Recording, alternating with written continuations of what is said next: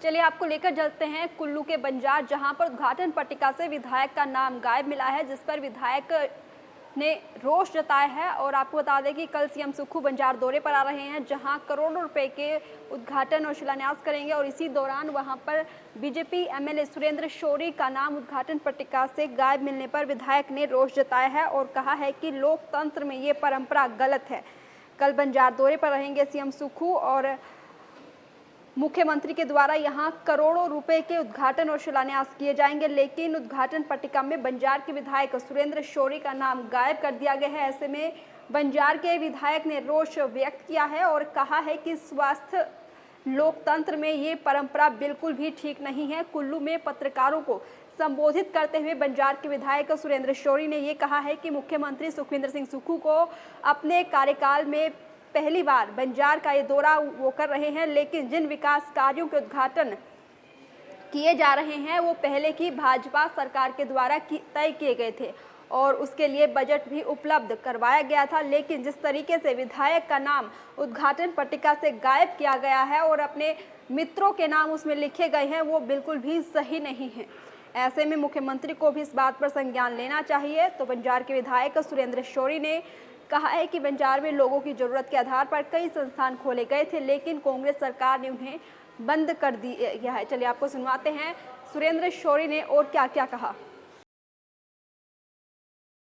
कल मुख्यमंत्री सुखविंदर सिंह सुक्खू जी बंजार दौरे पे आ रहे हैं और 2.5 साल बाद पहली बार आ रहे हैं। 2.5 साल में बंजार को कुछ दिया नहीं, उल्टा बंजार से छीना हुआ।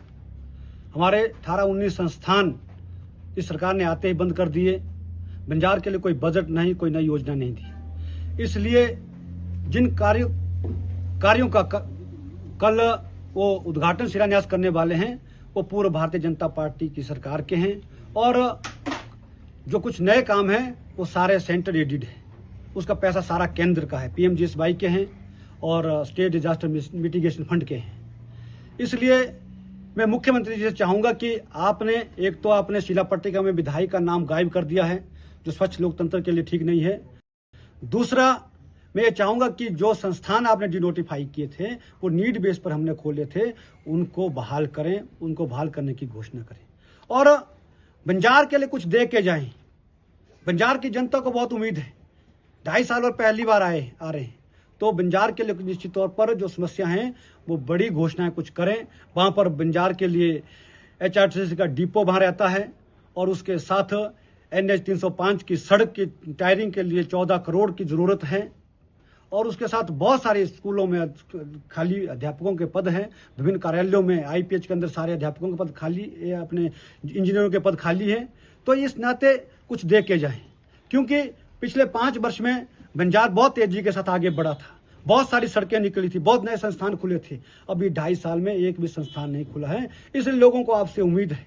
आपने एक विधायक को मंच पे आने के लायक नहीं रखा, उसको अपमानित करने का काम किया है एक जनप्रतिनिधि को।